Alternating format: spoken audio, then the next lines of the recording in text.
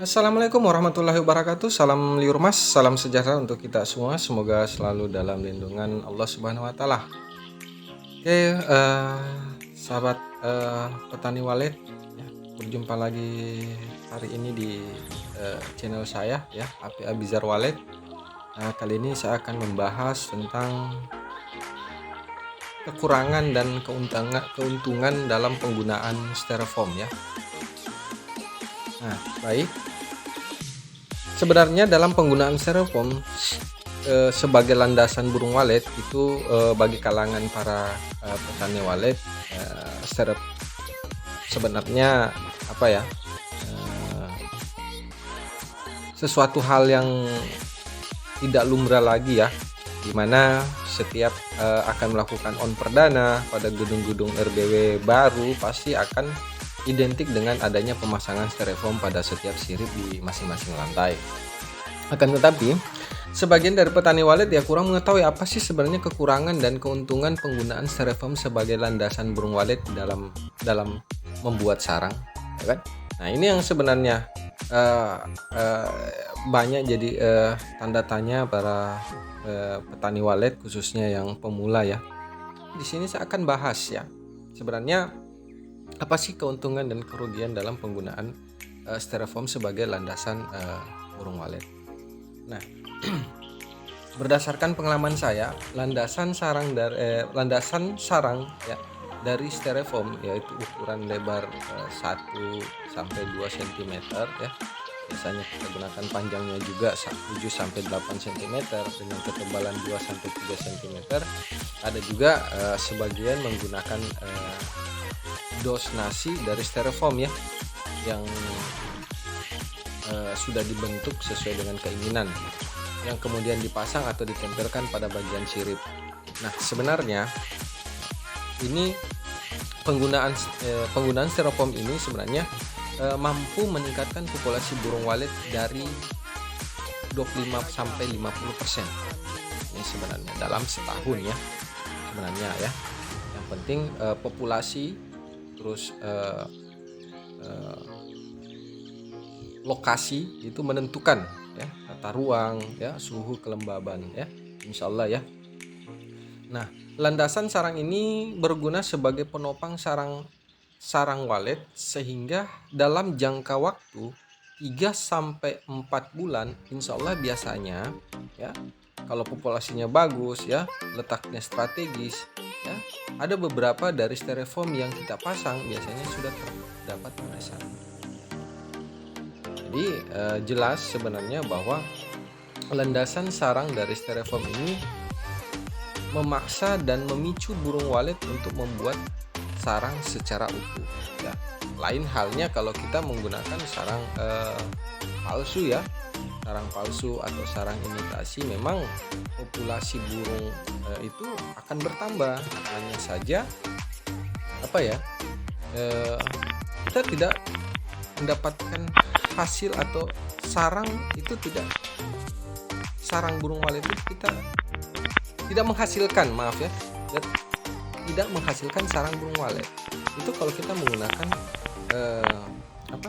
sarang palsu ya, berbeda dengan styrofoam. Di sisi lain itu populasi burung walet itu bisa bertambah, sarang walet juga pun bisa bertambah, walaupun mungkin hasil dari sarang walet dengan landasan styrofoam itu tidak maksimal. Dengan kata lain sarangnya tidak berbentuk seperti mangkok ya. Tapi setidaknya di sini bisa menambah populasi ya, bisa menambah populasi sarang burung walet. Kemudian yang kedua kita juga bisa memanen hasilnya ya, sarang walet walaupun dia tidak utuh sepenuhnya ya. Nah, di sini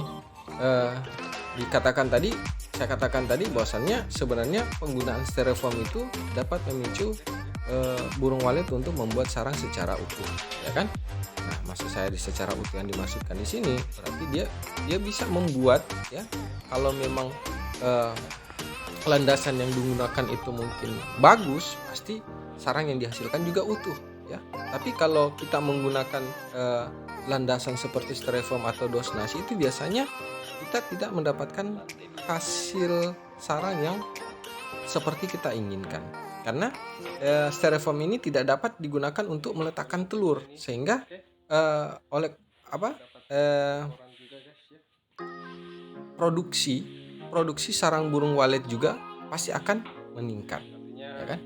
Selain meningkatnya produksi sarang, styrofoam juga menambah populasi dari si liur emas seperti saya katakan tadi, ya kan? Hanya saja di sini ada beberapa kekurangan, ya. Ada beberapa kekurangan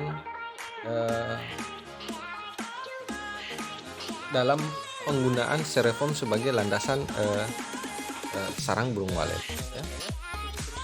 Kekurangan pertama, ya, teman-teman para petani walet, yaitu hasil sarang yang dihasilkan itu biasanya tidak sempurna, ya, seperti yang kita harapkan, atau dalam kata lain, sarangnya itu tidak akan berbentuk seperti mangkok, ya.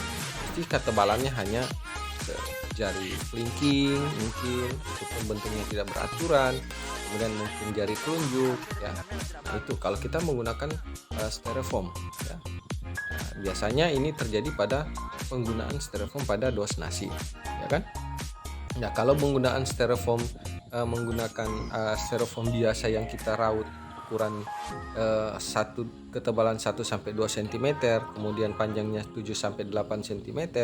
Nah, itu biasanya kita bisa mendapatkan hasil yang utuh. Cuman memang prosesnya lama, ya. Prosesnya lama, ya kan? Ini sebenarnya bisa menjadi perbandingan juga, ya, antara styrofoam, apakah kita menggunakan styrofoam dari dos nasi atau styrofoam yang kita sudah buat memanjang, ya kan? Kemudian kekurangan yang kedua sebenarnya pada penggunaan styrofoam, bagian dinding sarang itu tidak tinggi dan bagian bawah sarang itu pasti tipis, sehingga mengakibatkan telur bebek itu rentang jatuh ke bawah, ya kan? Nah ini sebenarnya kekurangan penggunaan styrofoam, apalagi kita menggunakan styrofoam dari dos nasi, ya kan? Nah, beda juga dengan styrofoam yang kita raut berbentuk panjang, ya, dengan ketebalan 1 cm, dengan panjangnya sampai 7-8 cm, ketebalan 2-3 cm, ya, macam-macam. Itu biasanya memang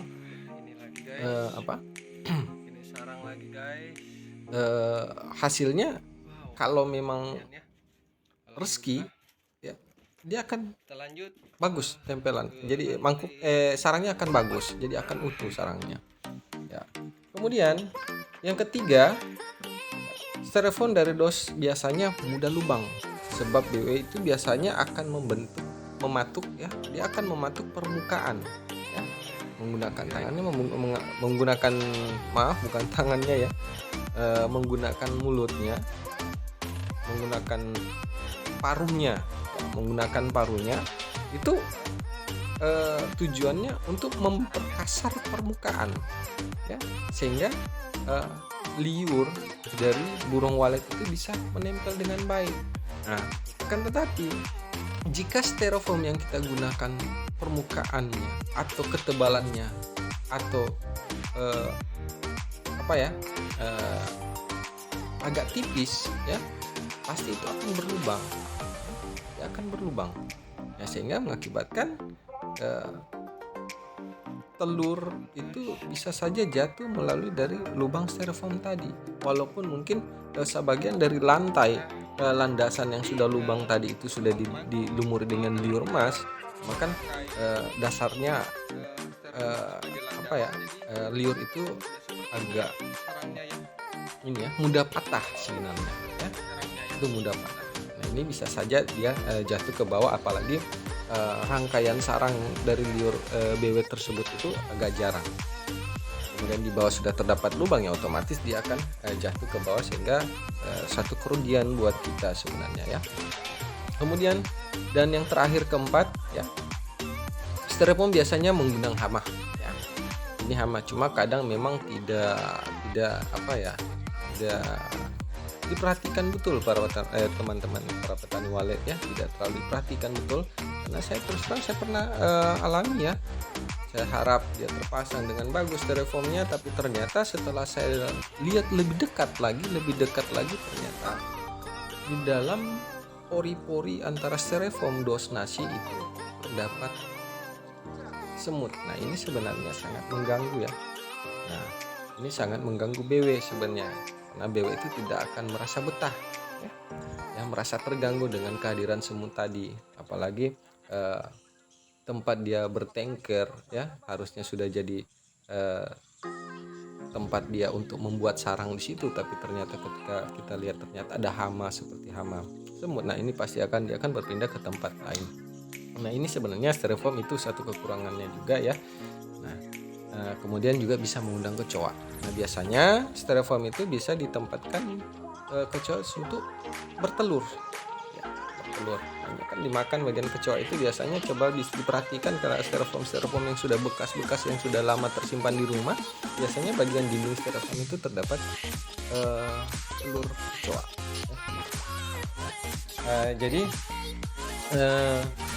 mungkin ini yang bisa saya sampaikan tentang kelebihan dan kekurangan dalam penggunaan styrofoam sebagai landasan burung walet ya.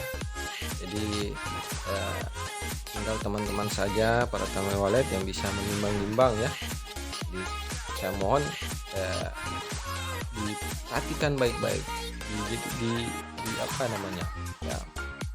dipertimbangkan baik-baik ya.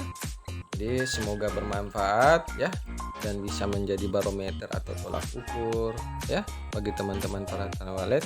Intinya jika ingin mengejar populasi, penggunaan styrofoam bisa diterapkan ya, baik itu styrofoam biasa maupun styrofoam dari dos nasi. Akan tetapi butuh perawatan yang ekstra ya, harus sering-sering dikontrol. Selain itu juga lakukan penyemprotan hama ya pada styrofoam sebelum ditempelkan pada sirip ya, itu sebenarnya ya.